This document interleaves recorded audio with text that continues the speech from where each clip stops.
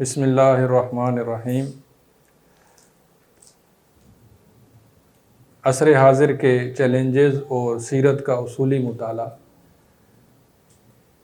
اس سلسلے میں آج ہماری چوتھی گفتگو ہے، جس کا عنوان ہے دعوت و تبلیغ کے چیلنجز اور سیرت کا اصولی مطالعہ۔ چیلنجز تو بے شمار ہیں، سینکڑوں ہیں، لیکن جب اس کی موٹی موٹی تقسیم کریں تو وہ چیلنجز 4، 5، 6 بنتے ہیں، یعنی تربیت کے چیلنجز، دعوت کے چیلنجز، حالت ضعف میں سیاست کیا ہونی چاہیے، یعنی تحفظ و استحکام کے چیلنجز، حالت تمکین میں جب قوت اور حکومت نصیب ہو اس وقت کیا چیلنجز ہیں، عسکری چیلنجز یا عالمی مسائل، یہ مختلف موٹی موٹی اقسام ہیں۔ اگر ان کی جزیات میں جائیں تو پھر چیلنجز بہت زیادہ بڑھ جاتے ہیں۔ مثلا تربیت کے اندر بھی ہم جائیں تو ہم دیکھیں کہ بچوں کی تربیت کے مسائل اور ہیں، خواتین کی تربیت کے مسائل اور ہیں، نوجوانوں کی تربیت کے مسائل اور ہیں، لیکن جو تربیت کا موٹا موٹا علم تھا وہ ہم نے آپ کو پچھلی دفعہ بیان کیا۔ دعوت کے چیلنجز میں بھی جزوی طور پر بہت ساری اقسام ہیں۔ غیر مسلموں کو کیسے دعوت دی جائے، حکمرانوں کو کیسے دعوت دی جائے، پڑھے لکھے طبقے کو کیسے دعوت دی جائے، عوام کو کیسے دعوت دی جائے، یہ چھوٹی چھوٹی تفریعات بہت ساری ہیں، لیکن ان سب تفریعات کا جو موٹا خلاصہ ہے اصول الدعوہ یا دعوت کا نبوی منہج، وہ ہم آج پڑھیں گے، اور جب یہ موٹی اقسام پوری ہو جائیں گی تو پھر ہم جزیات میں موقع ملے گا تو جائیں گے، وگرنہ ان اصولی گفتگو سے تمام تفریعات کا علم بندہ خود حاصل کر سکتا ہے۔ تو دعوت و تبلیغ کے چیلنجز سے مراد یہ ہے کہ آج کل دین کے ہمہ گیر پھیلاؤ اور ہمہ جہت نشر و اشاعت کیسے ممکن ہے، کیا مسائل ہیں، کیوں نہیں ہو رہی، کیا ہم سے غلطیاں ہو رہی ہیں، نبوی منہج کیا تھا اور آج ہمارا طریقہ کار، اس میں کیا کمزوری ہے۔ اس میں تو کوئی شک نہیں کہ دعوت کے لحاظ سے ہم نے کافی کامیابی بھی حاصل کی، کافی محنتیں بھی کی، کافی کچھ حاصل بھی کیا، لیکن اس میں بھی کوئی شک نہیں کہ ہم نے بہت ساری ٹھوکریں بھی کھائیں، بہت سارے مسائل ابھی بھی موجود ہیں، بہت سارے چیلنجز کا سامنا ابھی بھی ہم کر رہے ہیں۔ کامیابیاں کیا حاصل ہوئیں اور ناکامیاں کیا ہوئیں، اس کی تفصیل ہم نے پہلے لیکچر میں بیان کی تھی کہ تحریکوں نے موجودہ دور میں کیا کامیابیاں حاصل کی، دعوتی تحریکیں، جہادی تحریکیں، تزکیہ نفس کی تحریکیں، تعلیم اور تربیت کی تحریکیں، بہت کچھ ہم نے حاصل بھی کیا کہ ہم مغرب کی طرح بالکل دین سے فارغ نہیں ہو گئے، ابھی بھی دین سے متعلق بہت ساری دنیا ہے۔ تو دعوت کے معاملے میں بھی ایسے ہے، ہم نے بہت ساری کامیابیاں بھی حاصل کی ہیں، لیکن بہت سارے مسائل اور بہت سارے چیلنجز، بہت ساری پریشانیاں یا غلط طریقے ابھی تک قائم ہیں۔ تو آج ہم اسی سلسلے میں جائزہ لیں گے۔ سب سے پہلے ہم دعوت کا نبوی منہج سیکھیں گے، پھر اس کی روشنی میں موجودہ چیلنجز کا جائزہ لیں گے۔ تو نبوی منہج میں 8 چیزیں ہیں، اور اسی سلسلے میں پھر چیلنجز میں بھی 8 ذیلی نکات ہوں گے۔ سب سے پہلا جو موضوع آتا ہے دعوت کے نبوی منہج میں وہ ہے کہ دعوت کس بات کی دی جائے۔ یہ سب سے اہم اور سب سے بڑا نقطہ ہے، اور سب سے زیادہ اسی کے اندر کمزوریاں ہیں، خلاف ورزیاں ہیں۔ پھر دوسرا آگے داعی کیسا ہو، مدعو کون ہو، وسائل دعوت کیا ہوں، اسالیب دعوت کیا ہوں، دعوت دین اور داخلی نظم داخلی نظم کیسا ہو، دعوت دین کے مقابلے میں جو خارجی نظم ہے مختلف فرقوں کا وہ کیا ہے اور وہ کیسے رکاوٹ ڈالتا ہے، اور دعوت دین کے مراحل کیا ہوتے ہیں، یہ 8 ذیلی نکات ہیں۔ ان 8 ذیلی نکات کا عقیدے سے بھی تعلق ہے، تربیت سے بھی تعلق ہے، سیاست سے بھی تعلق ہے، اور جہاد سے بھی تعلق ہے۔ یہ درجہ بدرجہ آپ دیکھیں گے کیسے تعلق ہے۔ تو سب سے پہلا جو نقطہ ہے وہ یہ ہے کہ دعوت کس بات کی دی جائے۔ ہم نے اس ضمن میں 5 چیزیں بتائی ہیں کہ سب سے پہلے عقیدہ اور ایمان کی دعوت۔ یہ تمام انبیاء کا منہج تھا، یا قوم اعبدوا اللہ ما لکم من الہ غیر۔ عقیدے سے ہی ساری تہذیب اور تمدن کی جنگ چھڑتی ہے۔ اس کے بعد جو دوسرا موضوع ہے وہ ہے عبادات، اخلاقیات، تزکیہ نفس۔ انسان کی قلب کی اصلاح، انسان کے اعمال کی اصلاح، اس کی عبادات منظم ہوں، بہتر ہوں، مؤثر ہوں، اس کے اخلاق اچھے ہوں، اس کا معاشرے کے ساتھ تعلق اچھا ہو۔ یہ پہلی 2 چیزیں فرد کو منظم کرتی ہیں، مضبوط کرتی ہیں۔ تیسری چیز ہے مکی و مدنی دور کے واقعات کی سوجھ بوجھ، جس کو فقہ الواقع کہتے ہیں۔ یہ خارجی ماحول کی تفہیم ہوتی ہے۔ نبی صلی اللہ علیہ وسلم کے دور میں یہ 3 بنیادی موضوع تھے۔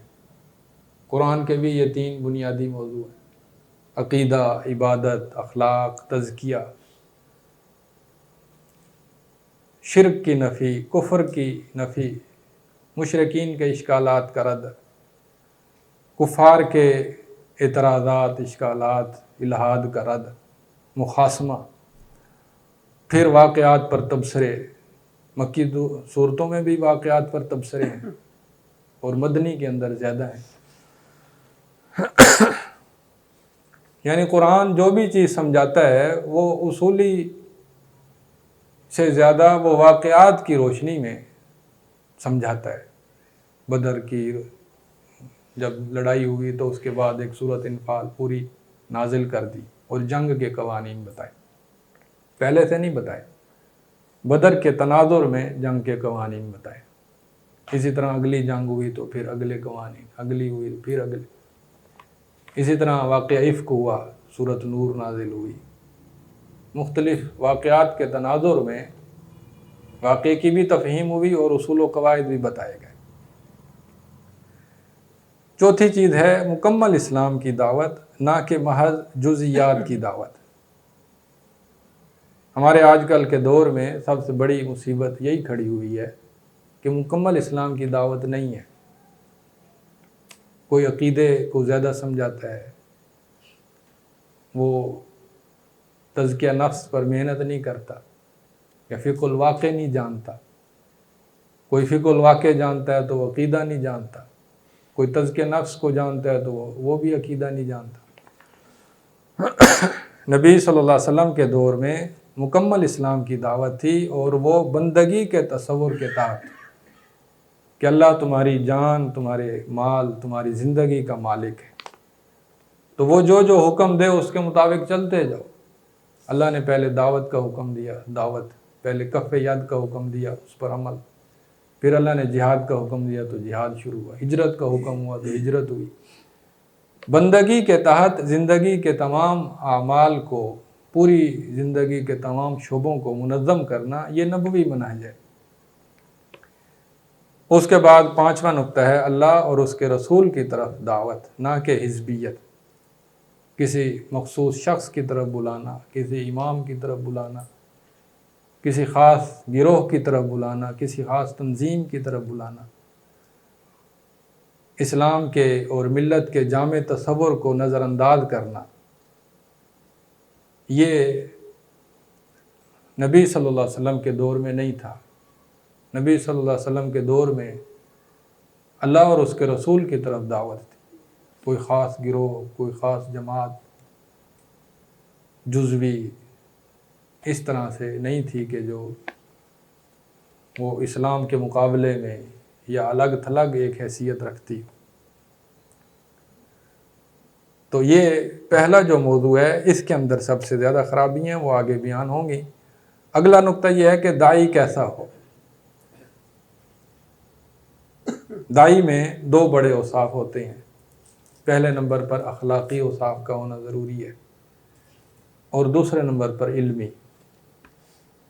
اگر علمی اوصاف کمال درجے کے ہوں لیکن اخلاقی اوصاف کمزور ہیں تو وہ داعی کوئی اچھا داعی نہیں ہے. اگر اخلاقی اوصاف اچھے ہیں، علمی اوصاف میں کمزوری ہے تو وہ پھر بھی اچھا داعی ہے، چل جائے گا، وہ ٹھیک ہے. تو اخلاقی اوصاف یہ ہیں کہ اللہ سے تعلق مضبوط ہو، مدعو کی خیر خواہی، اس کے ساتھ ہمدردی، اس کے ساتھ گہری وفاداری، یہ کمال درجے کی ہو. اسی طرح مقصد سے تعلق وہ مضبوط ہو. دعوت کا مقصد ہے لوگوں کو جہنم سے آزاد کرنا، یہ مقصد پیش نظر ہو. کوئی حرص، کوئی ہوس، کوئی لالچ، کوئی مفاد نہ ہو. مخالفین سے تعلق دعوت کے تناظر میں بڑا اچھا ہو، ان کے تلخ کلامی کو بھی جھیلے، برداشت کرے، ان کی طرف سے زیادتی کو بھی برداشت کرے. دعوت صبر محض کا مرحلہ ہوتا ہے، اس میں کوئی جھگڑا نہیں، کوئی تکرار نہیں، خالص صبر، مکمل صبر. یہ اخلاقی اوصاف ہیں. ان اوصاف کو اگر ہم منظم کریں مزید تو یہ اخلاص اور تقوی، پہلی جو نقطہ ہے نا وہ اخلاص اور تقوی کی شکل میں ہے.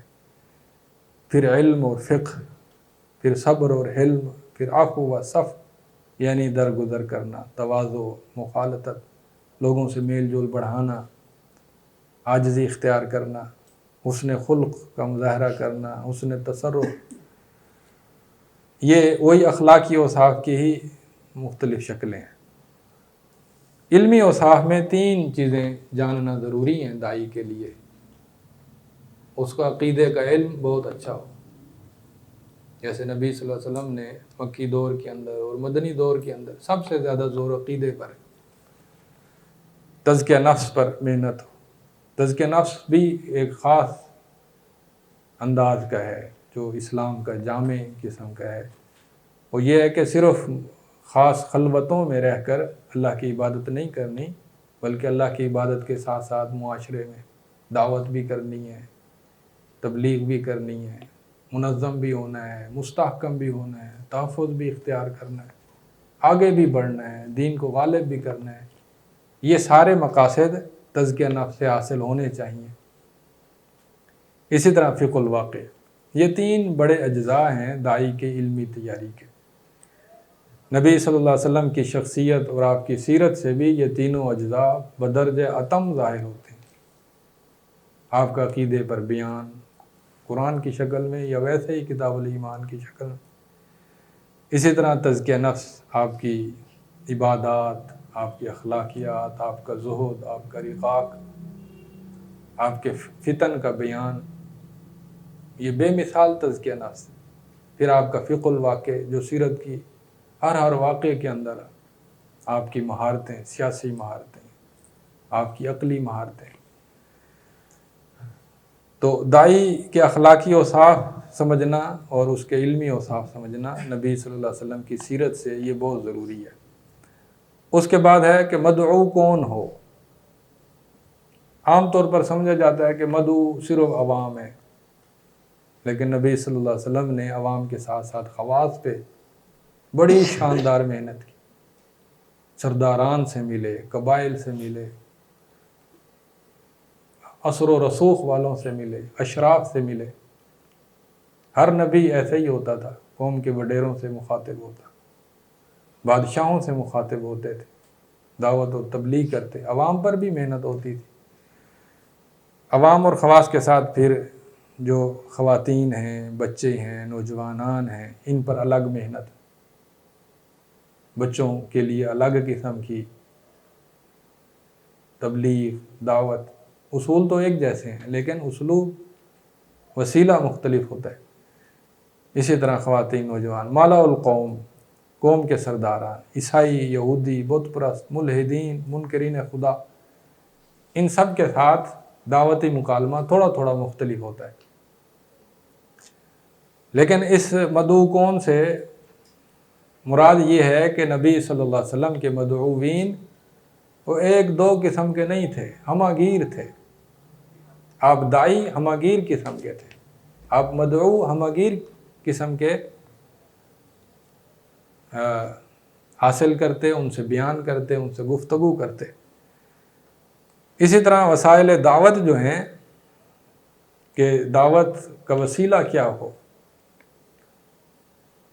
اس کے اندر ہماری بہت ساری کمزوریاں ہیں، کوتاہیاں ہیں۔ مکی دور میں ہمیشہ چل کر جاتے، دعوت دیتے، اور عبد الکریم زیدان لکھتے ہیں کہ مدعو کا حق ہے کہ اس کے پاس چل کر جائیں۔ انہوں نے اس پر بڑا زور دیا ہے، مدعو کا حق ہے اس کے پاس چل کر جائیں۔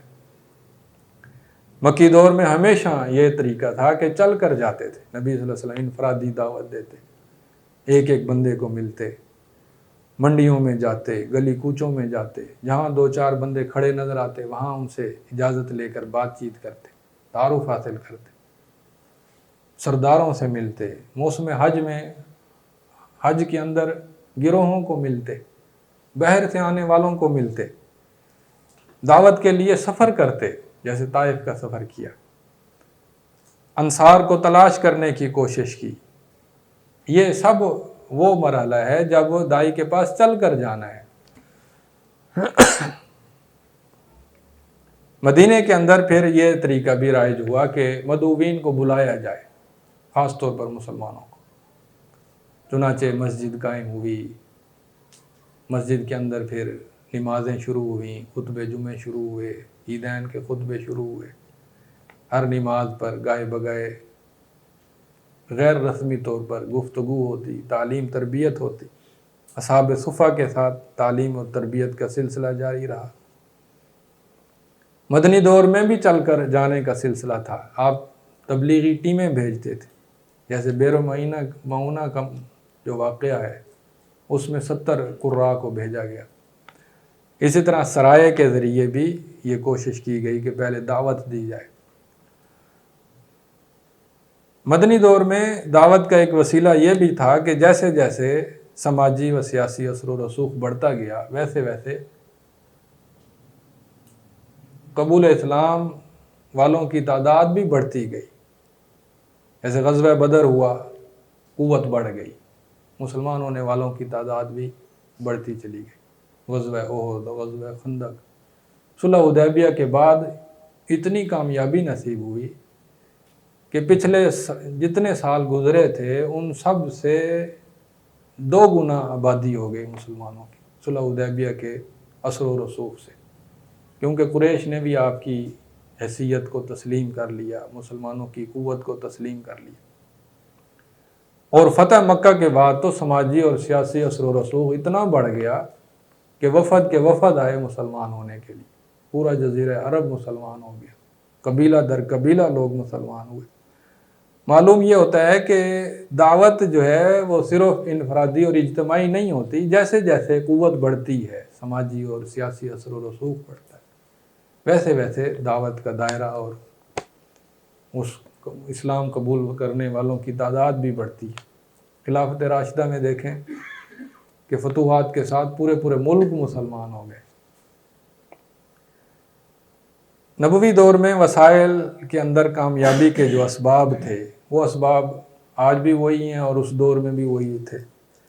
سب سے زیادہ جو بڑا وسیلہ اور سبب تھا کامیابی کا وہ قرآن جیسی کلام تھی۔ قرآن کو جتنے شاندار انداز میں ہم لوگوں تک پہنچائیں گے اتنی ہماری دعوت مضبوط ہوگی۔ اسی طرح نبوی کردار بہت بڑا ایک وسیلہ تھا کامیابی کا، کہ آپ کی صداقت، آپ کی امانت، آپ کا اخلاق، آپ کی محبت، آپ کی شخصیت کی دل آویزی ایسی زبردست تھی کہ لوگ مسلمان ہو جاتے۔ تو اب بھی ہم سیرت کے ذریعے، سیرت کے واقعات کے ذریعے لوگوں کو دین کے قریب کر سکتے ہیں۔ پھر اصحاب کا کردار، آپ کے ماننے والوں کا کردار، وہ ایک انوکھا کردار ہوتا تھا۔ لوگ صحابہ کو دیکھ کر مسلمان ہو جاتے کہ جو صحابہ اتنے پیارے ہیں تو ان کا نبی کتنا پیارا ہوگا۔ پھر اسلام کی تعلیمات ایسی دل نشیں تھیں، عدل اور انصاف پر مبنی، اتنی خوبصورت تھی کہ ان تعلیمات سے متاثر ہو کر لوگ مسلمان ہوتے تھے۔ پھر جو مسلمانوں کو مادی غلبہ اور عروج نصیب ہوا، یہ بھی ایک بہت بڑی طاقت تھی جس کی وجہ سے لوگ مسلمان ہوئے۔ یہ دعوت کے وسائل تھے جو نبوی دور میں تھے۔ اس کے بعد ہے اسالیب۔ وسیلہ اور اسلوب میں فرق ہوتا ہے۔ وسیلہ یہ ہے کہ آپ نے بیان کیا، یہ بیان ایک وسیلہ ہے۔ اسلوب یہ ہے کہ وہ بیان کتنا زیادہ نرم تھا، کتنا زیادہ شیریں تھا، کتنا زیادہ مؤثر تھا، کتنا زیادہ معقول تھا۔ تو بیان کرنا یہ وسیلہ ہے۔ اسلوب اس بیان کے اندر کی جو خصوصیات ہیں وہ اس اسالیب ہے۔ مثلا خط لکھنا، خط لکھنا یا تحریر کرنا یہ ایک وسیلہ ہے، لیکن اس تحریر کے اندر جو خوبی ہونی چاہیے، جو نرمی، جو شفقت، جو ہمدردی، جو معقولیت، جو وزن ہونا چاہیے، وہ اسالیب کہلاتے ہیں۔ تو اسلوب میں دو چیزیں سب سے زیادہ اہم ہیں کہ ایک تو حکمت ہونی چاہیے اور دوسری موعظت۔ حکمت یہ ہے کہ عقل مندی ہو اس کے اندر، لوگوں کی ضرورت پہچانی جائے کہ ان کی ضرورت کیا ہے، لوگوں کی قدرت پہچانی جائے، ان کی عقلی سطح کیا ہے، ان کی نفسیاتی سطح کیا ہے، ان کے فوری مسائل کیا ہیں، وہ بات کو کیسے سمجھ سکتے ہیں، پڑھے لکھے ہیں، ان پڑھ ہیں، ان کو کس انداز سے سمجھایا جائے، ان کے احوال اور ظروف کا خیال کیا جائے۔ اگر کہیں ضرورت ہو تو مدارات کی جائے۔ مدارات کا مطلب یہ ہے کہ جہاں شریعت انہیں نرمی دے سکتا ہے تو وہاں نرمی کی جائے، سختی نہ کی جائے۔ تدریج ہو، بلا وجہ کی سختی نہ ہو، بتدریج ان کو دین اور اسلام کی طرف لایا جائے، لمبی گفتگو سے گریز کیا جائے۔ یہ حکمت کے مختلف پہلو ہیں۔ اس کی تفصیلات وہ آگے جب کتابوں کا تعارف ہوگا اس میں آئیں گی۔ موعظت کا مطلب یہ ہے کہ گفتگو صرف معقول نہ ہو بلکہ ہمدردی سے لبریز ہو۔ حکمت وہ معقولیت ہوتی ہے، لیکن موعظت اس کے اندر نرمی ہوتی ہے، مخاطب بیان کرنے والے کی شفقت ہوتی ہے، محبت ہوتی ہے۔ تو موعظت میں ضروری ہے کہ داعی کا کردار بڑا اچھا ہو، داعی کی زبان بڑی سادہ ہو، واضح ہو، پرکشش ہو، اس کی لسانی مہارت بڑی اچھی ہو، وہ بڑے اچھے قرآن اور حدیث سے قصص سنا سکے، وہ مثالیں بیان کر سکے، وہ بوقت ضرورت مزاح بھی قائم کر سکے۔ یہ موعظت کے اندر یہ ساری چیزیں داخل ہیں۔ نبی صلی اللہ علیہ وسلم کے مکالمے جب دیکھتے ہیں ہم سیرت کے اندر، بڑے عقل اور حکمت سے بھی لبریز ہوتے تھے، ہمدردی سے بھی لبریز ہوتے تھے، حکمت بھی ہوتی، موعظت بھی ہوتی۔ اگلا عنوان ہے دعوت دین اور داخلی نظم۔ دعوت صرف بات پہنچا دینے کا نام نہیں ہے، بلکہ جو لوگ مسلمان ہو جائیں ان کو ایک لڑی میں پرونے کا نام بھی دعوت ہے۔ جب ہم صرف دعوت ہی دیتے رہیں، لڑی میں نہ پروئیں، تو دعوت طاقتور کبھی نہیں ہوگی۔ یہ ایک ایسا نقطہ ہے جو نبوی منہج سے بالکل واضح ہے۔ ہمارے موجودہ دور میں داعی دعوت بڑی دیتے ہیں، لیکن جو قریب ہو جائے اس کو کسی لڑی میں نہیں پروتے۔ حتیٰ کہ مسجد میں جو مسجد کا مستقل امام ہے یا مستقل خطیب ہے یا مستقل مربی ہے، مدرس ہے، وہ بھی اس کا اہتمام نہیں کرتا۔ نبی صلی اللہ علیہ وسلم نے مکے کے اندر ہی داخلی نظم قائم کیا۔ اللہ تعالیٰ کے احکام تھے، وَتَوَاصَوْا بِالْحَقِّ۔ جو مسلمان ہوتا جائے وہ ایک مٹھی کی طرح بنتا جائے، آپس میں ہمدردی ہو، غمخواری ہو، ایک دوسرے کا سہارا بنے. اور اللہ نے مکی دور میں ہی شورا کا حکم دیا، وَأَمْرُهُمْ شُورَى بَيْنَهُمْ، حتیٰ کہ سورت کا نام یہی ہے، سورت شورا. تو یہ مکی دور میں ہی اجتماعیت کی دلالتیں ہیں. مکے میں ہی اللہ نے فرمایا یا ایھا الذین آمنوا، ایمان والوں کو خطاب کرنا، مل کر اجتماعی پالیسی اختیار کرنا. ہجرت حبشہ کا فیصلہ ہوا تو ایک اجتماعی فیصلہ ہوا، ایسا نہیں کہ ہر بندے نے اپنا اپنا فیصلہ کیا. مصائب، مسائل، پریشانیوں کے اندر ایک دوسرے کے ساتھ ہوتے تھے. امت کا تصور مکی دور میں ہی قائم ہو گیا کہ ہم مسلمان ہیں، ہم کفار سے الگ ہیں، ہمارا ان سے رشتے ناطے ختم ہیں، اور ہمارے ان سے یعنی برادری اور قبیلہ کا جو تصور ہے وہ تو قائم رہا، لیکن اسلام کا تصور غالب آ گیا. تو غیر محسوس طور پر ایک نظم جماعت وہ مکے کے اندر قائم ہو گئی تھی، اور بڑی مضبوط طریقے سے قائم ہوئی کہ ہجرت حبشہ بھی بڑی منظم ہوئی اور ہجرت مدینہ بھی بڑی منظم ہوئی.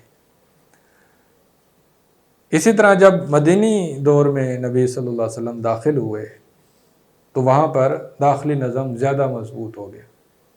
مہاجرین کی جماعت، انصار کی جماعت، ان کے درمیان مواخات، مہاجرین کی آباد کاری، ان کے آپس میں رشتہ داریاں، پھر اس کے بعد نماز پنجگانہ پر بار بار ملاقاتیں، عیدین، روزے، خطبہ جمعہ. یہ داخلی نظم اتنا مضبوط ہوا کہ آپ کے فرمان پر باقاعدہ لشکر تیار ہو جاتے کہ لڑائی کے لیے جانا ہے، اکٹھے ہو جائیں، آنن فانن لوگ اکٹھے ہو جاتے. یہ ایک نظم کی علامت ہے. مہاجرین، انصار، کچھ لوگ کمزور ایمان والے بھی تھے، کچھ منافق بھی تھے، لیکن ضعیف ایمان والوں کو بھی اللہ تعالیٰ نے بڑی مؤثر نصیحتیں کی قرآن کے اندر، ان کو دور نہیں بھگایا. بڑی پیاری نصیحت ہے. منافقین کو بھی کہیں سختی کی تو کہیں بڑی شفقت اور محبت سے سمجھایا، بار بار سمجھایا، اتنا سمجھایا کہ جیسے ایمان والوں کو خطاب ہے نا، جگہ جگہ خطاب ہے، ویسے منافقین سے بھی جگہ جگہ خطاب ہے. کہ سورۃ توبہ تو ساری اسی سلسلے میں بھری ہوئی ہے. تو مدنی دور میں داخلی نظم اتنا مضبوط ہوا کہ جو قبائل، جو جان ہوتے تھے لوگوں کی، وہ قبائلی فخر، غرور، تکبر ختم ہو گیا. امت کا تصور غالب آ گیا. اللہ کے لیے دوستی، اللہ کے لیے دشمنی، یہ چیز غالب آ گئی. تو یہ ایک داخلی نظم، یہ نبوی منہج ہے کہ داعی صرف داعی نہ ہو بلکہ وہ افراد کو منظم کرے، جماعت کو مضبوط کرے جتنا وہ کر سکتا ہے. اسی طرح دعوت دین کے مقابلے میں ایک خارجی نظم ہوتا ہے. جیسے مسلمانوں کا نظم مضبوط ہوتا ہے، ویسے خارجی لوگوں کا بھی ایک نظم ہوتا ہے، مخالفین کا. مکی دور میں خارجی نظم اتنا مضبوط تھا کہ مسلمان ہجرت کرنے پر مجبور ہو گئے، وہ اس نظم کو نہیں توڑ سکے. یہ ایک حقیقت ہے کہ مکے کے اندر نبی صلی اللہ علیہ وسلم نے 13 سال محنت کی، لیکن مکے کے لوگ مکمل طور پر تبدیل نہیں ہو سکے. آخر مسلمانوں کو وہاں سے نکلنا پڑا. تو خارجی لوگوں کا نظم کیسے ہوتا ہے، کتنا مضبوط ہوتا ہے، کیسے قوت پکڑتا ہے، اس کی علامتیں کیا ہوتی ہیں، اس کا طریقہ کار کیا ہوتا ہے، یہ سمجھنا ضروری ہے. کیونکہ نظم کا مقابلہ نظم سے ہوتا ہے، دعوت کا مقابلہ دعوت سے، وسائل کا مقابلہ وسائل سے، اسالیب کا مقابلہ اسالیب سے، نظم کا مقابلہ نظم سے ہوتا ہے. تو مدینہ کے اندر نظم آپ کا بہتر ہو گیا. مکے کے اندر مسائل تھے، نماز با جماعت نہیں ہو سکتی تھی، عیدین اور جمعے نہیں ہو سکتے تھے، تعلیم اور تربیت چھپ چھپا کر ہوتی تھی دار ارقم کے اندر. مدینہ کے اندر آزادی ہوئی، نظم مضبوط ہوا، صوم و صلات کی آزادی ہوئی، مواخات ہوئی، امر بالمعروف اور نہی عن المنکر کا شعبہ انفرادی اور اجتماعی طور پر قائم ہوا. امر بالمعروف ایک خاص تصور ہے اسلام کا، یعنی جو برائی دیکھیں اس کو روکیں، ہاتھ سے، زبان سے، دل سے۔ مدینے کے اندر یہ ایک انفرادی عمل بھی ہے کہ ہر مسلمان روکتا ہے، ایک ریاست کا شعبہ ہوتا ہے حسبہ، باقاعدہ وہ منڈیوں کا چکر لگاتا ہے، فحاشی کو دیکھتا ہے تو اسے روکتا ہے، وہ ایک محکمہ ہوتا ہے پورا۔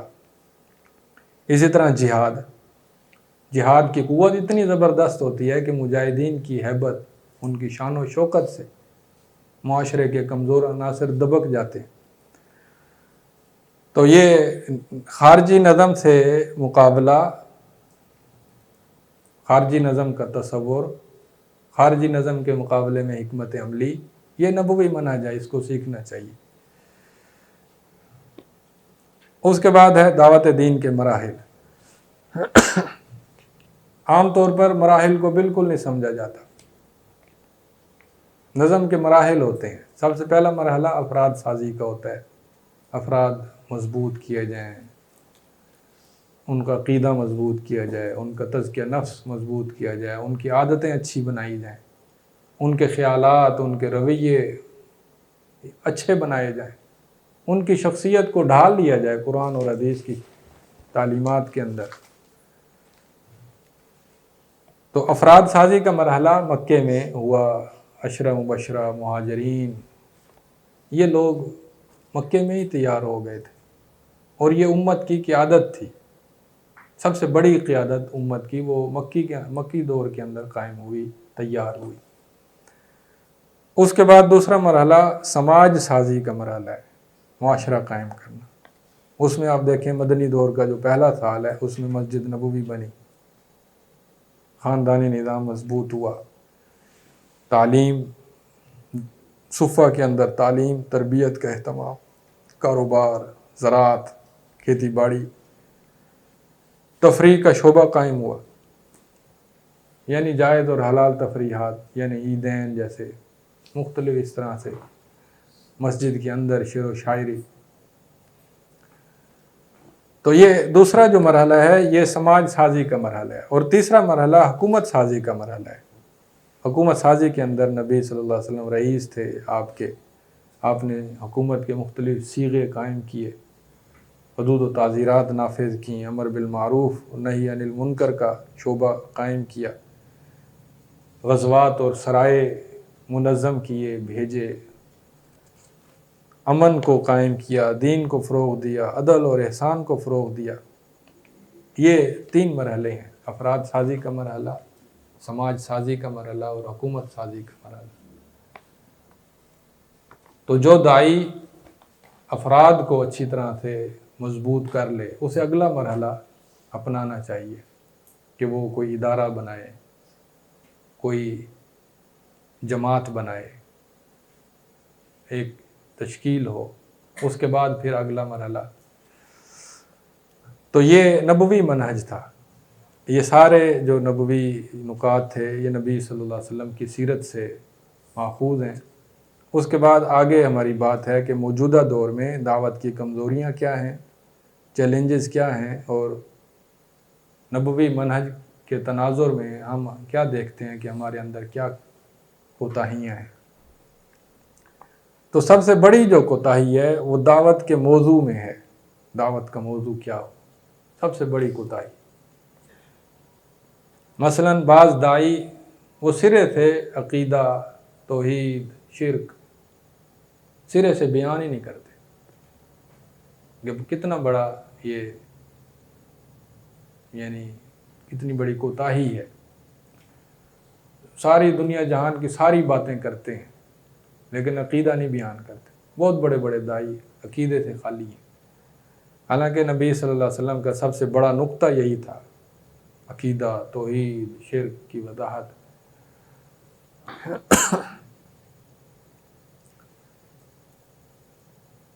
اسی طرح عقیدے کے ساتھ ساتھ اخلاق، یہ ایک بڑا موضوع تھا، اور اخلاق کے ساتھ ساتھ فقہ الواقع، یہ 3 موضوع تھے۔ تو بعض داعی عقیدے پر زور دیتے ہیں، اخلاق اور سیاست مفقود ہے، بعض اخلاق پر زور دیتے ہیں اور ان کا عقیدہ اور سیاست مفقود ہے، بعض سیاست پر زور دیتے ہیں اور وہ عقیدہ اور اخلاق پر سرے سے کوئی محنت نہیں کرتے۔ تو نبوی منہج یہ ہے کہ تینوں چیزیں اپنی حد استطاعت میں بیان کی جائیں، لوگوں کو سمجھائی جائیں، عقیدہ، تزکیہ نفس، سیاست جیسے جیسے ان کی عقل فہم مضبوط ہو ویسے ویسے سیاست بھی بیان کی جائے۔ بعض لوگوں کا فضائل اعمال پر زور ہوتا ہے، بعض کا دعوت و تبلیغ پر زور ہوتا ہے، بعض کا سیاست پر، بعض کا جہاد پر، اور بعض کا تعلیم اور تدریس پر۔ یہ بات ٹھیک ہے کہ دائی اپنے اپنے موضوع کے ماہر ہوتے ہیں، یہ بات ٹھیک ہے، کوئی دعوت کا ماہر ہے، کوئی جہاد کا ماہر ہے، لیکن انہیں ایک دوسرے کی ضرورت کو سمجھنا چاہیے کہ جیسے میں دعوت کا ماہر ہوں تو میرے بھائی وہ جہاد کے ماہر ہیں، انہیں جہاد کی مخالفت نہیں کرنی چاہیے۔ اگر کوئی تعلیم کا ماہر ہے تو وہ دعوت اور تبلیغ کی مخالفت نہ کرے۔ تو ایک دوسرے کی ضرورت کو سمجھنا چاہیے۔ عقیدے میں جو غفلتیں ہیں وہ اس کے مختلف انداز ہیں۔ بعض تو مکمل طور پر غافل ہیں کہ پورا سال میں ایک جمعہ بھی عقیدے پر نہیں پڑھاتے، اتنے غافل ہیں۔ اور بعض وہ ہیں جو کبھی کبھی عقیدے کو بیان کرتے ہیں، پورے سال میں کبھی کوئی مہینے بعد 2 مہینے بعد کبھی بیان کر دیا۔ اور بعض وہ ہیں جو عقیدے کی خرابی کو دیگر معاصی گناہوں کی خرابی کے برابر سمجھتے ہیں، حالانکہ شرک جو ہے یہ سب سے بڑا گناہ ہے، اور شرک کی خرابی عام گناہوں سے زیادہ ہے۔ اس لیے ضروری ہے کہ عقیدے کو سب سے زیادہ اہمیت دی جائے، اس کو باقی فضائل اعمال کے برابر نہ سمجھا جائے، بلکہ اس کو سب سے زیادہ اہمیت دی جائے۔ اسی طرح فضائل اعمال کے اندر بھی غفلت کے مختلف انداز ہیں۔ کچھ وہ ہیں جو مکمل غافل ہیں، ہمیشہ عقیدہ بیان کرتے ہیں، فضائل بالکل نہیں بیان کرتے۔ یہ فضائل بیان کرتے ہیں تو کچھ ظاہری قسم کے، ظاہری مسلمان بنانے والے، دل کی اصلاح، قلب کی اصلاح، اس پر یا اخلاص پر محنت یا زہد پر محنت، یہ چیزیں نہیں ہوتی۔ کچھ ایسے ہوتے ہیں جو انفرادی اخلاق پر محنت کرتے ہیں، اجتماعی اخلاق پر محنت نہیں کرتے۔ یعنی انفرادی اخلاق کا مطلب یہ ہے کہ خلوت کے اندر انسان بہت نیک ہو، لیکن معاشرے کے اندر اس کا مضبوط کردار ہو، اس پر وہ محنت نہیں کرتے۔ اسی طرح سیاست سے غفلت کے بھی مختلف انداز ہیں۔ کچھ وہ ہیں جو مکمل طور پر غافل ہیں سیاست سے، اور کچھ وہ ہیں جو چھوٹے ایشوز تو اٹھاتے ہیں، بڑے ایشو کو کبھی نہیں اٹھاتے۔ چھوٹے چھوٹے سیاسی ایشو، مثلا کہ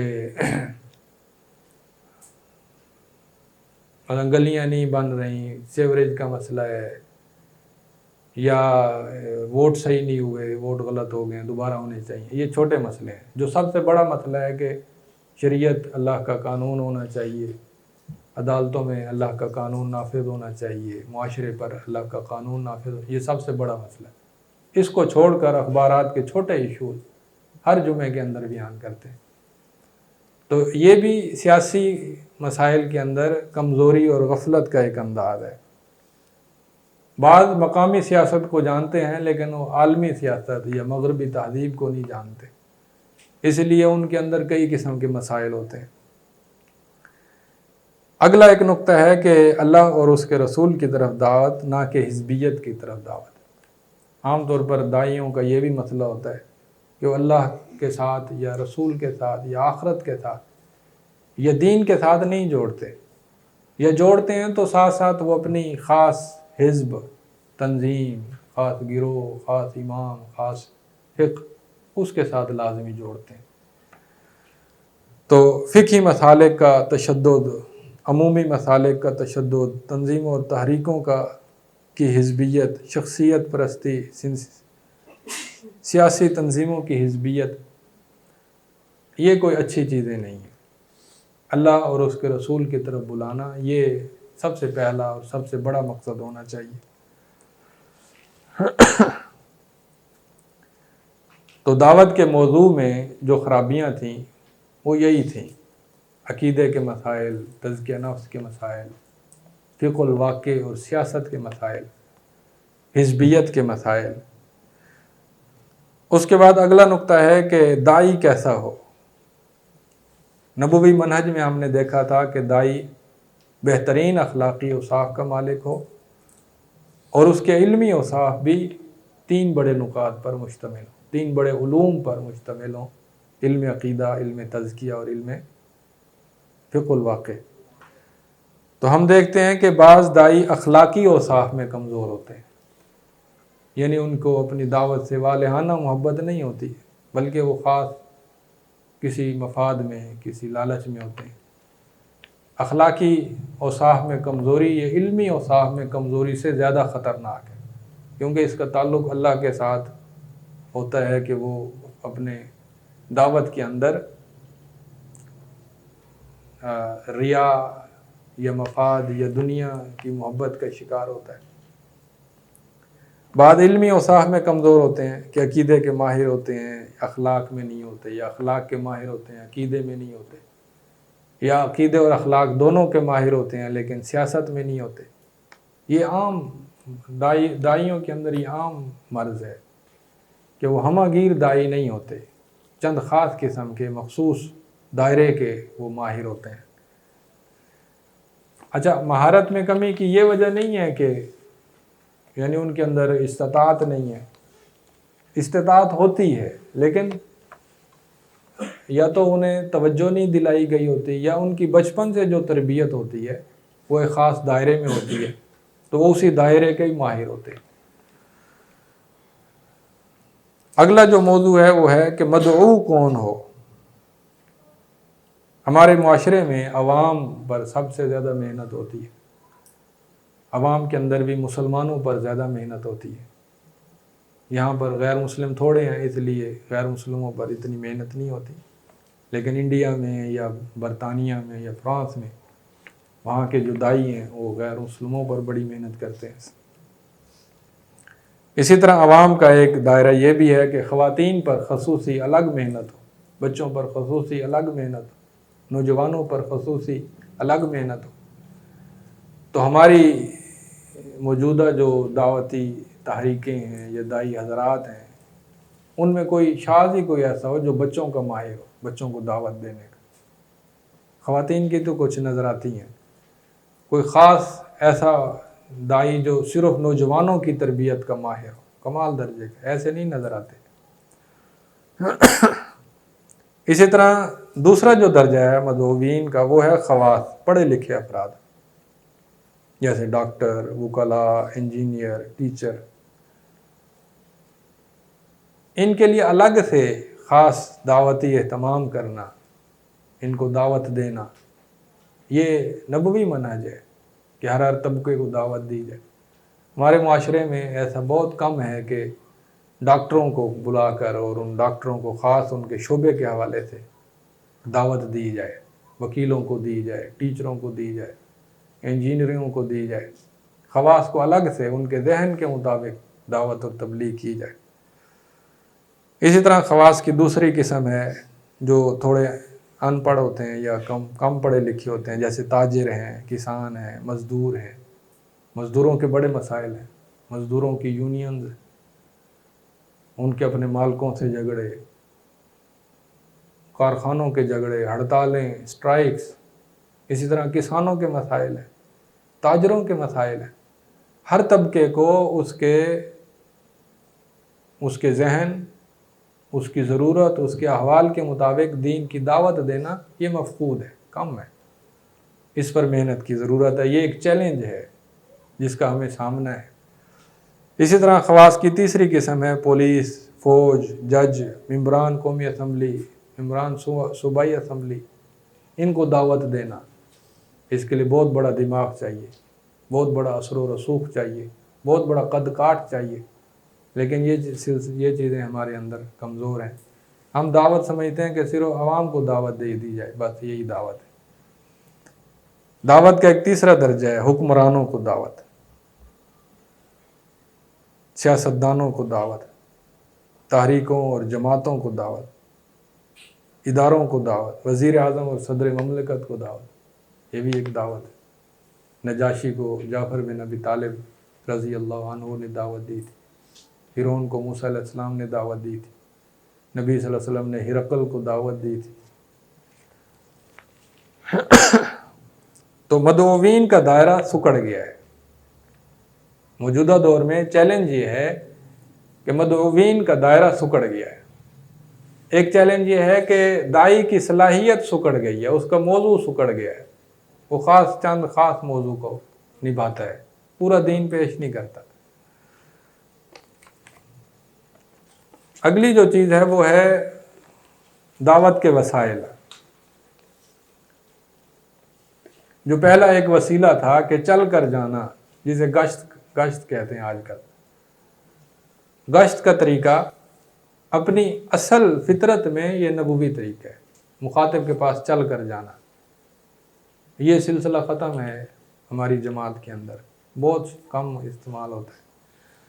حالانکہ دعوت اپنی اصل فطرت میں یہی ہے کہ چل کر جایا جائے، انفرادی دعوت دی جائے، فرد سے فرد، کوئی لمبی چوڑی مجلس بنا کر، کوئی کانفرنس بنا کر دعوت دینا، یہ تو آخری مرحلے میں ہوتا ہے۔ شروع میں یہ ہے کہ آپ ایک ایک کو دیں، دو دو کو دیں، تین تین کو دیں، جہاں تک بس چلے۔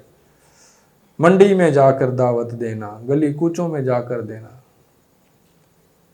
خاص سیزنوں میں، موسم کے اندر جا کر دعوت دینا، یہ مزاج ہی نہیں رہا، یہ صلاحیت ہی نہیں رہی۔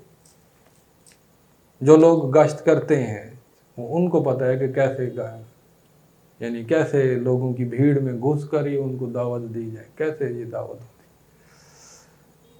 سفر کے لیے، دعوت کے لیے سفر اختیار کرنا، جیسے نبی صلی اللہ علیہ وسلم نے طائف کا سفر اختیار کیا، قبائل اور سرداران کو دعوت دینا، انصار کو تلاش کرنا، یہ نبوی وسائل تھے جن کے اندر ہم کمزوری کا شکار ہیں کہ ہم دعوت یہی سمجھتے ہیں کہ لوگوں کو بلا کر درس دے لیا جائے یا پھر کوئی کانفرنس ہو جائے، بس یہ دعوت ہے۔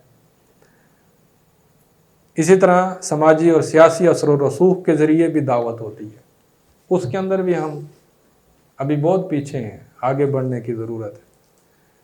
وسائل میں کامیابی کے اسباب پہلے بیان ہوئے، اس کے اندر بھی ہم دیکھ سکتے ہیں بہت سارے داعی قرآن کے ماہر نہیں ہوتے، کسے کہانیاں سنا دی، من گھڑت واقعات بھی کئی سنا دیتے ہیں، اور بعض اوقات داعی کا اپنا ذاتی کردار کمزور ہوتا ہے، یا اس کے مقتدیوں کا کردار کمزور ہوتا ہے، یا وہ جو اسلام کی تعلیمات پیش کرتا ہے وہ کوئی اتنی مؤثر منظم نہیں ہوتی، کوئی اتنی زوردار نہیں ہوتی۔ اسی طرح ایک اور جو مسئلہ ہے وہ ہے جدید وسائل دعوت میں بھی کمزوری ہے۔ جدید وسائل دعوت جیسے پرنٹ میڈیا، جیسے روزنامہ، اب روزنامے سینکڑوں ہیں، لیکن دینی جو روزنامہ ہے وہ ایک آدھا ہے، اسلام ہے غالباً۔ اسی طرح ہفت روزہ میگزین ہیں، سینکڑوں ہیں، دینی تحریکوں کے بھی ہیں، لیکن ان کے مقابلے میں بڑے کمزور ہیں جو لاکھوں کی جن کی اشاعت ہے۔ اسی طرح ماہنامے ہیں، کتب ہیں، پمفلٹ ہیں، دیوار گیر مواد ہے، جسے آؤٹ ڈور میڈیا کہتے ہیں، اس میں بھی کمزوری ہے۔ جدید الیکٹرانک میڈیا میں ٹی وی ہے، ٹی وی چینلز دیکھیں، 100 ٹی وی چینل، 150 ہیں، ان میں جو دینی چینل ہیں وہ چند ایک ہیں، 5 سے 10 ہوں گے، لیکن ان کے دیکھنے والے بھی بہت تھوڑے ہیں۔ ریڈیو کے اندر ہماری جو نشریات ہیں، دینی نشریات، ایک تو قومی جو نشریات ہیں ان کے اندر کچھ نہ کچھ دینی نشریات، ایک پورا چینل ہی، ریڈیو اسٹیشن ہی دیندار لوگوں کو ایسا بہت کم ہے۔ اسی طرح سے ویب سائٹیں ہیں، واٹس ایپ گروپ ہیں، فیس بک کے گروپ ہیں، ملٹی میڈیا ہیں، ابھی بہت کمزوری ہے ہمارے اندر۔ پڑھے لکھے لوگوں کے لیے جو جدید وسائل دعوت ہیں، seminar, conference, lecture, short courses, اس کے اندر بھی کمزوری ہے۔ اکثر جو مدارس ہیں یا اکثر جو دیندار طبقہ ہے وہ اس میں کمزور ہے۔ کچھ جماعتیں ہیں، کچھ گروہ ہیں جو اس پر کام کر رہے ہیں۔ اسی طرح جدید وسائل دعوت کی ایک قسم ہے شارٹ کلپ بنانا، کارٹون بنانا، ڈرامہ اور فلمیں، ان کا بڑا اثر ہوتا ہے۔ ڈرامے کے اندر جیسے حضرت عمر رضی اللہ عنہ پر ایک پوری سیریز ہے 30 قسموں پر 30 ایپیسوڈز پر مشتمل ہے. فلموں کے اندر ایک فلم دی میسیج ہے. ان دونوں کے متعلق ڈاکٹر ذاکر نائک کہتے ہیں کہ ان دونوں کا جو اثر ہے وہ عام تقریروں کانفرنسوں سے بہت زیادہ ہے. یعنی ہم بے شمار کتابیں پڑھ لیں لیکن ہمیں اسلامی تاریخ تہذیب اس طرح سے سمجھ نہیں آتی جیسے ہم عمر سیریز دیکھیں یا دی میسیج دیکھیں.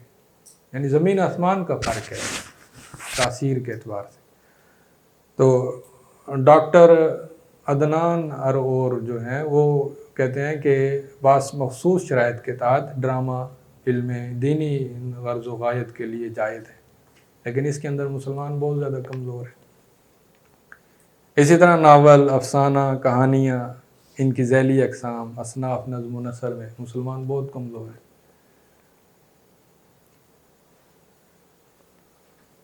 مثلاً آپ دیکھیں کہ افسانے دیکھیں، بے شمار افسانے نگار ہیں، سینکڑوں ہیں لیکن دینی رجحانات والے بہت کم ہیں. شاذ و نادر کوئی. شعراء کو دیکھیں، سینکڑوں شعراء ہیں لیکن دینی رجحان والا شاعر چند ایک ہیں. علی ہے، اکبر الہ آبادی ہے، اقبال ہے، چند اور ہیں لیکن بے دین سینکڑوں کی تعداد میں. آگے ہے اسالیب دعوت. اسالیب دعوت میں کامیابی کے اسباب ہوتے ہیں جن کے اندر ہماری کمزوری ہے. مثلا سب سے بڑا اصول یہ ہے کہ ایمان پر محنت ہو، سب سے بڑا اصول ہے.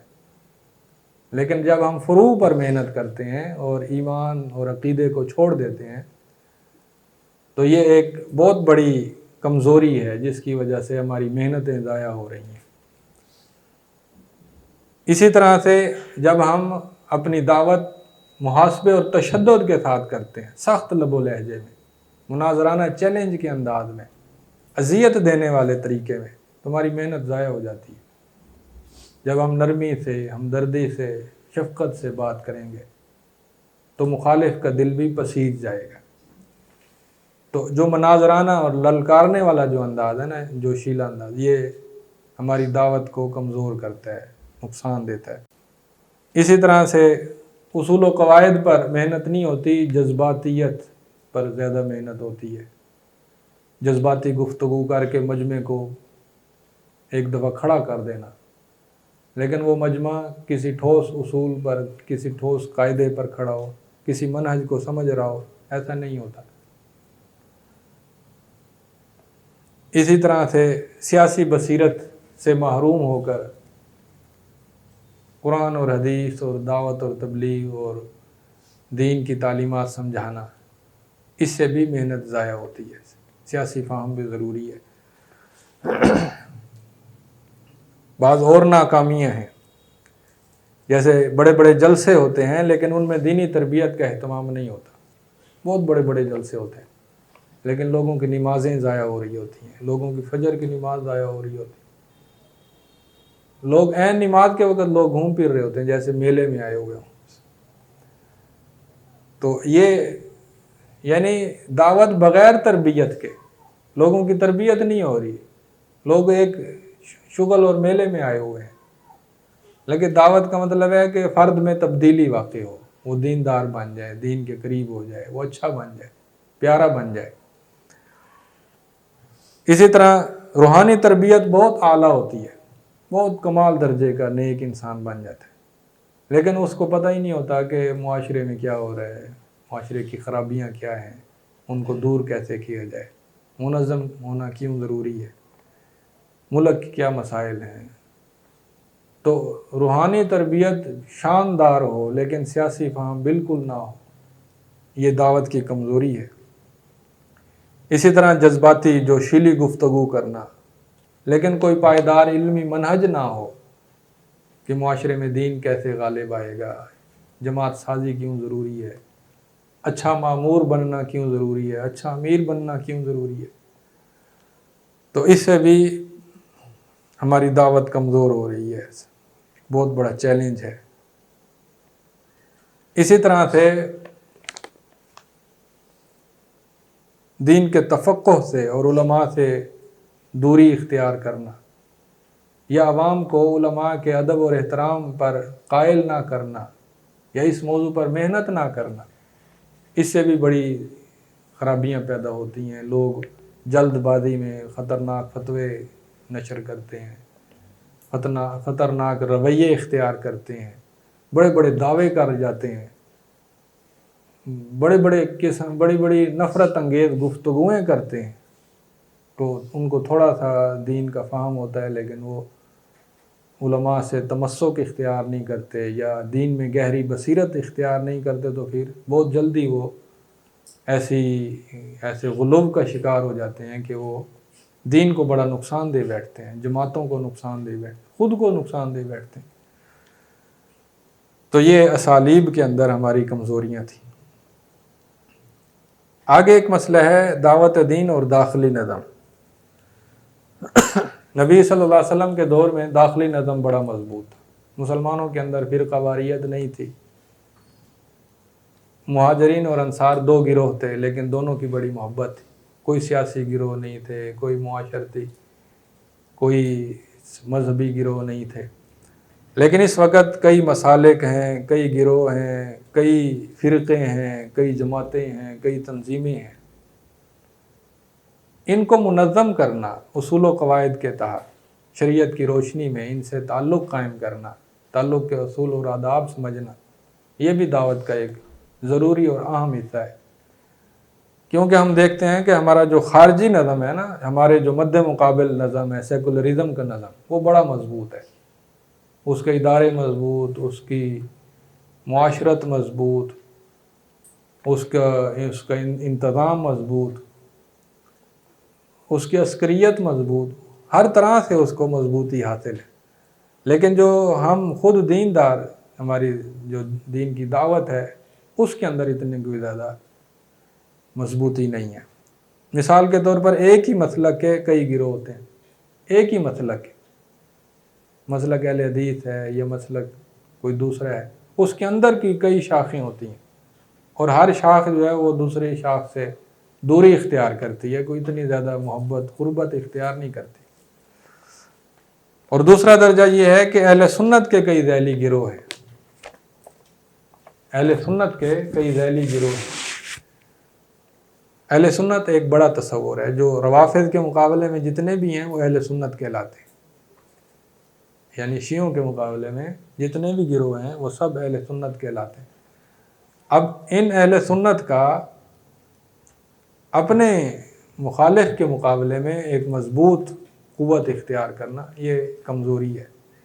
اسی طرح سیکولرزم، ہارڈ سیکولرزم یا سافٹ سیکولرزم، اس کے مقابلے میں اہل سنت کے گروہ منظم مجتمع نہیں ہے۔ اسی طرح اہل سنت سے جو خارج گروہ ہیں، ان کے ساتھ کیا تعلق ہونا چاہیے، کیا رابطہ ہونا چاہیے، کیا شدت، کیا نرمی ہونی چاہیے، اس کے اصول و ضوابط سے ہم غافل ہیں۔ اہل اسلام سے جو خارج گروہ ہیں، جیسے قادیانی ہیں یا دوسرے، ان سے کے ساتھ کیا تعلق ہونا چاہیے، یہ ایک وسیع علم ہے، اور اس کی مہارت بتدریج حاصل ہوتی ہے، اور اس کے رویے آہستہ آہستہ آتے ہیں۔ لیکن یہ ایک باقاعدہ علم ہے، اس کو فقہ الخلاف اور فقہ التعامل کہتے ہیں، اور اس کو ہم کسی موقع پر بالتفصیل بیان کریں گے۔ مختصر یہ سمجھیں کہ داخلی نظم کے اندر مضبوطی ہونی چاہیے۔ اگر ہم اہل سنت کے دائرے کو مضبوط کریں یا ایک ہی مسلک کے دائرے کو مضبوط کریں یا اس کی اہمیت کو سمجھیں، یا جو ہمارے بڑے جو دشمن ہیں، مخالف ہیں، ان کے مقابلے میں کم از کم ہم اکٹھے ہوں۔ اسی طرح دعوت دین اور خارجی نظم۔ خارجی نظم سے مراد یہ ہے کہ جو باطل افکار ہیں وہ کتنے مضبوط ہیں۔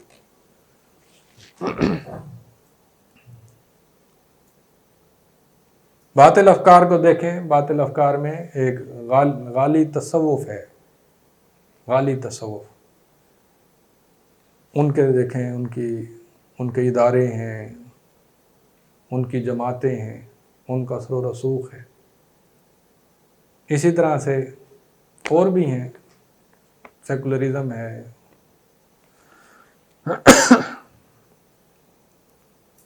منکرین حدیث ہیں، قادیانی ہیں، کئی ایسے افکار ہیں، کئی ایسے گروہ ہیں، کئی ایسی اقلیتیں ہیں جن کا داخلی نظم بڑا مضبوط ہے، لیکن ان کے مقابلے میں ہمارا داخلی نظم بہت کمزور ہے۔ اگر آپ سیکولرزم کو دیکھیں تو اس میں دیکھیں بنیادی ادارے، مسجد اور خاندان مسلسل کمزور ہو رہے ہیں، مسلسل خاندانی نظام بڑے مشکلات کا شکار ہے، شادی مسلسل مشکل ہو رہی ہے، زنا مسلسل آسان ہو رہا ہے، بے حیائی فروغ پا رہی ہے، عفت، حیا، پردہ، حجاب آہستہ آہستہ ختم ہوتا جا رہا ہے۔ تو ہمارے بنیادی مسجد خاندان دونوں کو خطرات لاحق ہیں۔ سماجی اداروں میں دیکھیں، تعلیم ہے، کاروبار ہے، تفریح ہے، صحت ہے، برادریاں ہیں، یہ دین کے حوالے سے یہ ساری چیزیں کمزور ہوئی ہیں۔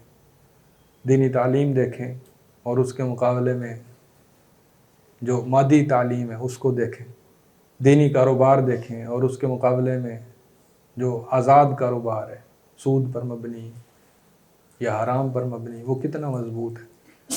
دینی تفریح دیکھیں، اس کا نام و نشان ہی نہیں ہے، بلکہ لوگ سمجھتے ہیں کہ دین کا تفریح سے بھی کوئی تعلق ہے۔ اس کے مقابلے میں جو بے دینی کی تفریح ہے اس کا ایک پورا ایک انڈسٹری ہے، فلم انڈسٹری، سیکس انڈسٹری، کہ پوری انڈسٹری ہیں جن میں لاکھوں لوگ بھرتی ہیں اور دن رات وہ لوگوں کو تفریح مہیا کر رہے ہیں۔ تو دینی تفریح بھی کوئی چیز ہوتی ہے، اس کا سرے سے تصور ہی نہیں ہے۔ اسی طرح صحت کا مسئلہ ہے، برادریاں مسلسل کمزور ہو رہی ہیں، اس کے مقابلے میں جو الہادی تنظیمیں ہیں، جماعتیں ہیں، وہ مضبوط ہو رہی ہیں۔ جو پیشہ ورانہ جو حرص و ہوس پر مبنی جماعتیں ہیں وہ مضبوط ہو رہی ہیں۔ برادریاں جو دین اور روایتی معاشرت پر کھڑی ہوتی تھی وہ آہستہ آہستہ کمزور ہو رہی ہیں۔ اسی طرح سے سیاسی ادارے دیکھ لیں، مذہبی سیاسی تحریکیں کمزور ہیں، غیر مذہبی سیاسی تحریکیں بڑی مضبوط ہیں۔ پھر غیر مذہبی سیاسی تحریکوں میں دو قسم کی ہیں، کچھ وہ ہیں جو دائیں بازو کی ہیں، کچھ وہ ہیں جو بائیں بازو کی ہیں۔ دائیں بازو کی تحریکیں وہ ہیں جو سافٹ سیکولرزم کی قائل ہے، دائیں بازو کی، جیسے مسلم لیگ ہے، یہ سافٹ سیکولرزم کی قائل ہے۔ بائیں بازو کی تحریکیں وہ ہوتی ہیں جو ہارڈ سیکولرزم کی قائل ہوتی ہیں، جیسے پیپلز پارٹی ہے۔ یہ بڑا اہم نقطہ ہے، یعنی جو سوشلسٹ ہوتی ہیں نا، ان کے رجحانات سختی والے ہوتے ہیں کہ دینداروں کو دباؤ، کچل دو، ختم کر دو یا دور رکھو، زیادہ دور رکھو۔ جو دائیں بازو کی ہیں دونوں سیاسی بے دین ہیں، لا دین ہیں، الہادی ہیں دونوں، لیکن ایک سوشلسٹ ہوتی ہے اور ایک ڈیموکریٹک ہوتی ہے۔ مسلم لیگ جو ہے وہ ذرا جمہوری رجحان زیادہ رکھتی ہے، دینداروں کے ساتھ نرم رویہ اختیار کرتی ہے۔ اسی طرح انتظامی ادارے دیکھ لیں، ارکان اسمبلی، پولیس، فوج، عدلیہ، دیگر ادارے، یہ خارجی نظام کتنا مضبوط ہے۔ اس کے بعد اگلا ہے دین، دعوت دین کے مراحل۔ میں نے آپ کو پہلے نبوی منہج میں بتایا کہ افراد سازی، پھر سماج سازی، پھر حکومت سازی، یہ ایک فطری ترتیب ہے۔ نبی صلی اللہ علیہ وسلم کے دور میں بھی ایسے ہی تھا، پہلے افراد تیار ہوئے، وہ مہاجر بنے، پھر وہ مدینے میں گئے، پھر وہاں سماج بنا، مسجد، خاندان، تعلیم، کاروبار، مسلمان مضبوط ہوئے، ایک معاشرہ بن گیا، پھر اس کے ذریعے سے حکومت قائم ہوئی، جہاد شروع ہوا۔ یہ ایک فطری ترتیب ہے۔ لیکن اس وقت ہم دیکھیں ہمارے معاشرے میں افراد تو ہیں، اچھے لوگ ہیں، دیندار افراد ہیں، لیکن ادارے اتنے زیادہ نہیں ہیں۔ سماج پر جو ہے وہ جو غالب معاشرت ہے وہ دین سے دور لوگوں کی ہے۔ حکومت کے اندر تو بہت ہی کمزوری ہے کہ جو دین سے دور لوگ ہیں ان کے افراد زیادہ ہیں، اور عام لوگ جو دین سے محبت اور تعلق رکھتے ہیں ان کا حکومت سازی کے اندر حصہ بہت تھوڑا ہے۔ اچھا، یہاں دو طریقوں سے یہ دعوت دین کے مراحل سمجھانے کی کوشش کی ہے۔ ایک ہے دیہات میں مساجد کا طاقتور کردار۔ بعض دیہاتوں میں مساجد کا بڑا طاقتور کردار ہوتا ہے، اتنا طاقتور کردار ہوتا ہے کہ ان دیہاتوں کے اندر پولیس کی اتنی نہیں چلتی جتنی مسجد کے امام کی یا مسجد کے عالم کی چلتی ہے۔ وہ پنچایت کے ذریعے فیصلے بھی کرتا ہے، وہ جھگڑے بھی نپٹاتا ہے، وہ صلحیں بھی کراتا ہے، وہ شادیاں بھی کراتا ہے، وہ تعلیم بھی چلا رہا ہوتا ہے مسجد کے اندر، سب سے طاقتور تعلیم بھی اس کی ہوتی ہے۔ حتیٰ کہ کوئی اگر گاؤں پر حملے کا خطرہ ہوتا ہو تو پولیس کی بجائے وہ مسجد والے مل جل کر کوئی ایسا نظام بناتے ہیں کہ وہ حفاظت کرتے ہیں گاؤں کی۔ یعنی یہ وہ چیز ہے جو مدینے کی نبی صلی اللہ علیہ وسلم کے دور کی جو حکمت عملی تھی نا، وہ اب دیہاتوں میں کسی حد تک یہ قائم ہے کہ اپنی قوت کو مضبوط کرنا، کاروبار کو مضبوط کرنا، تعلیم کو مضبوط کرنا، اپنی حفاظت تحفظ کو مضبوط کرنا۔ چوری ہو جائے تو سب مل کر، مسجد والے مل کر جو ہے نا فیصلہ کرتے ہیں کہ چور کو پکڑنا ہے، مسجد کی حفاظت کرنی ہے۔ مسجد میں لوگوں میں جھگڑا ہو جائے تو مسجد اس میں فیصلہ کن کردار ادا کرتی ہے۔ یہ چیز جیسے دیہاتوں میں ممکن ہے ویسے شہروں میں بھی ممکن ہے۔ تو جو مسجد مضبوط ہو سکتی ہو اس انداز سے کہ اپنے مقتدیوں کو، اپنے قریبی لوگوں کو مضبوط کرے، ان کی تعلیم دین پر مجتمع کرے، ان کا کاروبار منظم کرے، ان کے باہمی جھگڑوں کو فیصلہ کرے، ان کے رشتے ناتوں میں دلچسپی لے، ان کو تفریح مہیا کرے، ان کو تعلیم دے۔ جیسے نبی صلی اللہ علیہ وسلم کی جو مسجد نبوی تھی وہ بھی اسی نوعیت کی تھی۔ تو اس کا مطلب یہ ہے کہ دعوت کو منظم کرنا کوئی اتنا زیادہ مشکل نہیں ہے۔ افراد سازی، سماج سازی، حکومت میں اپنا اثر و رسوخ قائم کرنا یہ کوئی اتنا مشکل کام نہیں ہے، ابھی بھی مسجدوں میں ہے۔ اگر ہم اپنے صوبہ پنجاب سے باہر جائیں، صوبہ سرحد کے اندر، تو وہاں کئی ایسے پٹھانوں کے علاقے ہیں، وہاں پر مسجد کا کردار بڑا مضبوط ہوتا ہے۔ اسی طرح سے ایک دوسری مثال میں نے دی ہے مراحل کو سمجھنے کے لیے۔ بعض باطل فرقے بڑے منظم ہوتے ہیں، بلکہ جتنا چھوٹا گروہ ہوگا نا، جیسے قادیانی یا منکرین حدیث یا کوئی اور، جتنا چھوٹا گروہ ہوگا نا اس کا داخلی نظم و ضبط اتنا مضبوط ہوگا۔ انہیں پتہ ہوگا ہمارے بندے کل اتنے ہیں، فلاں فلاں جگہ رہتا ہے، فلاں فلاں جگہ رہتا ہے، ہم سب کا ایک مشترکہ امیر ہے، اس کی ہدایات سب تک پہنچتی ہیں، وہ ایک دوسرے کے باہمی مددگار ہوتے ہیں، حامی ہوتے ہیں، مشکلات میں اکٹھے ہو جاتے ہیں، اکٹھی ایک کالونی سی بنا لیتے ہیں، ان کی افرادی قوت ہوتی ہے، ان کے اپنے تعلیمی ادارہ ہوتا ہے، ٹھیک ہے، ان کے اپنے مخصوص تہوار ہوتے ہیں، وہ ادب اور فن پر محنت کر کے اپنے لوگوں کو اکٹھا کر کے رکھتے ہیں۔ تو جب چھوٹی چھوٹی منارٹیز، اقلیتیں اتنی محنت کر کے اپنا داخلی نظم قائم کر سکتی ہیں تو مسلمان دیندار لوگ کیوں نہیں کر سکتے؟ تو یہ عصر حاضر کے چیلنجز تھے اور اس نبوی منہج کے مطابق اس کا مطالعہ تھا۔ ابھی آپ کا کوئی سوال ہو تو سوال کر سکتے ہیں، سوالات کے بعد پھر چند کتابوں کا تعارف ہے وہ پھر سوالات کے بعد کریں گے۔ ابھی جس نے کوئی سوال کرنا ہے سوال کریں۔ جی، تفریح کس طرح ہوگی؟ اب آپ یہ دیکھیں کہ فلموں سے پہلے ہماری تفریح کیسے ہوتی تھی، جب فلمیں نہیں آئی تھیں تو تفریح کیسے ہوتی تھی؟ ہاں، کبڈی ہوتی تھی، چوپالیں ہوتی تھیں، چوپالوں کے اندر آگ جلا کر بیٹھ جاتے، اس کے گرد بیٹھ کر کہانیاں سناتے رات گئے تک۔ میلے ہوتے تھے، میلوں کے اندر اچھی تفریح بھی ہوتی تھی، غیر اسلامی بھی ہوتی تھی، لیکن آپ دیکھیں فلموں سے پہلے تفریح کیسے تھی، اس سے آپ سمجھ لیں کہ ابھی بھی ویسے ہو سکتی ہے۔ کھلے میدان ہوتے تھے، بڑے بڑے کبڈیاں ہوتی تھیں، عصر سے مغرب تک کھیلتے تھے، بھرپور کھیل ہوتے تھے، ٹیمیں ہوتی تھیں۔ اور کشتیاں ہوتی تھیں اور تیراکیاں ہوتی تھیں، گھڑ سواریاں ہوتی تھیں. تو اب تو میدان ہی نہیں رہے، گھر بھی چھوٹے چھوٹے ہو گئے. زندگی شعور سے، الحکمہ انٹرنیشنل.